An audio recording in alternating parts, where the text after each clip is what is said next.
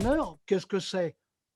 La personne qui est là est un entrepreneur, mais les gens, enfin dans les médias, dans les travaux, la notion d'entrepreneur n'est pas suffisamment précisée.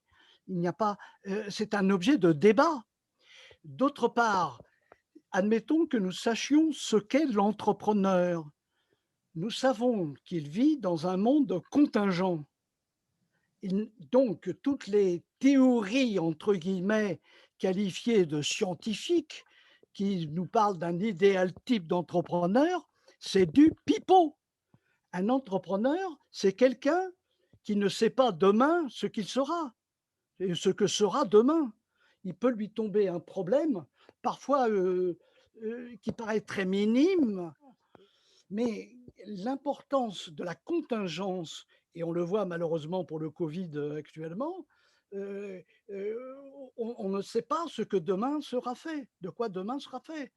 Et ça, c'est important. Et par ailleurs, l'autre aspect, c'est ce que j'appellerais le pluralisme. C'est-à-dire qu'on ne peut pas comprendre le monde des entrepreneurs si on se situe uniquement sur le plan de la science économique, de la psycho, de l'ethnologie. Il faut, il faudrait que le chercheur assimile un certain nombre de données, de méthodes, se construise lui-même autour de questions qu'il peut se poser, mais qui sont des questions plurielles. Un entrepreneur, c'est une corbeille dans laquelle on va tirer parce qu'il y a le poids de l'histoire, il y a les problèmes de lieu, de géographie, les problèmes, il y a le poids de l'histoire, il y a le poids des cultures qui ont été accumulées et qu'il faut maîtriser. Donc ça implique, et ça, il ne s'agit pas de faire des ethnologues, il s'agit de faire des spécialistes de l'entrepreneuriat et qui soient capables d'intégrer toutes ces données, que ce soit les données de l'histoire, le temps, l'espace, le territoire. Comment, par exemple, les entrepreneurs s'intègrent-ils par rapport au milieu dans lequel ils vont se trouver? C'est un exemple. Alors, ça signifie quoi pour la recherche? C'est ça qui est important. Ce que je vois, moi, c'est qu'il faut sortir nos chercheurs, entre parenthèses, en gestion, il faut les sortir des modèles de recherche, notamment dits empirico-déductifs. Je vais faire des enquêtes et puis je reprends une enquête. Qu'est-ce que ça veut dire? Ça veut dire que vous allez voir quelqu'un et vous allez lui demander, est-ce que vous trouvez que c'est bien de faire ceci ou pas bien de faire cela? Qu'est-ce que l'on apprend à nos étudiants? On leur apprend à faire des business plans. Non mais on rêve ou quoi? C'est pas là le problème. Le problème, c'est d'abord qu'eux-mêmes, ils aiment les gens qui sont en face d'eux. Il faut qu'ils se mettent à leur place, qu'ils comprennent leurs problèmes, leurs difficultés. Il ne s'agit pas de compatir, mais il s'agit de comprendre comment ça fonctionne, un individu. Et un individu, ça bouge tout le temps. Toujours les mots d'Héraclite ou de Montaigne qui dit: «Moi aujourd'hui et moi demain sont 2 personnes différentes». Et oui, c'est comme ça. Alors, ça veut dire qu'il faut maintenant, si on veut dépasser le stade actuel de l'entrepreneuriat, il faut aller il faut d'abord modifier les enseignements. Il faut adopter et adapter les disciplines que certains considèrent comme annexes, qui sont totalement intégrées, ne serait-ce que la psychologie sociale, enfin tout ce qui concerne les sciences cognitives. Et puis surtout, le poids de l'histoire, comprendre comment s'est constitué un milieu dans lequel les entreprises travaillent. Et ce que je veux dire par là, alors également, alors ça c'est, je terminerai là-dessus, c'est le pragmatisme, c'est-à-dire que ce qui est important, c'est une logique de l'action.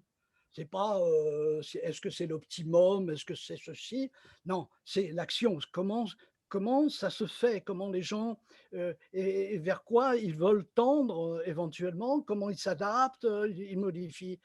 Alors ça, l'approche pragmatique, c'est une approche qui implique, là encore, de saisir. Alors, c'est une maïeutique.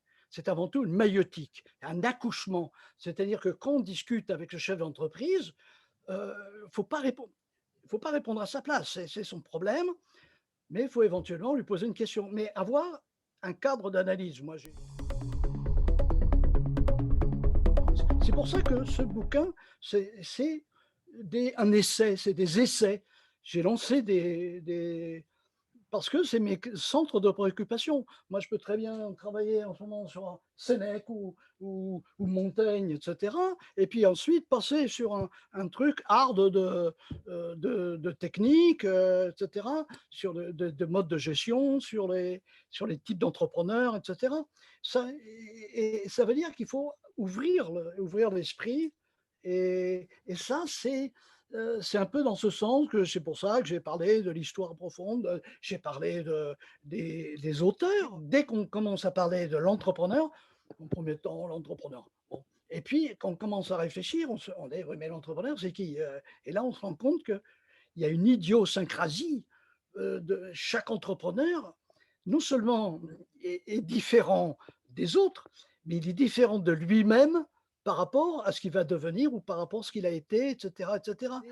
Et c'est là peut-être le point essentiel. C'est peut-être ce que j'essayais de montrer aussi, qu'on ne peut pas faire de l'entrepreneuriat sans avoir une vue beaucoup plus large, une vue plurielle, ce que William James appelle le pluralisme. Et toujours avec l'idée quelle est vers quelle logique d'action, sur quoi on va déboucher, sur une logique d'action, comment on peut la justifier et est-ce qu'elle est utile. Il faut une vision pluraliste, il faut les former et les former au travers des cas. Alors ça, c'est la méthode des cas. Là, j'en ai parlé dans mes écrits récemment. Et dans la méthode des cas, là, les étudiants, ils voient parfaitement, hein, ils comprennent parfaitement. J'en dis, bon, il n'y a pas une solution. La solution, on s'en fiche. Hein, c'est pas la question, c'est de voir comment vous allez raisonner. Alors moi, j'ai ma grille MM là, où je monte d'un côté la logique d'action, le plan là, et puis d'autre côté la légitimité par rapport à l'environnement, comment ça peut être, bon, les attentes également les métiers, missions, etc. Et ça, en faisant fonctionner, c'est pas on va appliquer, c'est montrer, s'interroger sur les perspectives d'évolution, sur la souplesse. Hein, on est d'accord? Voilà. Ça va? Parfait, c'est très bien, merci beaucoup.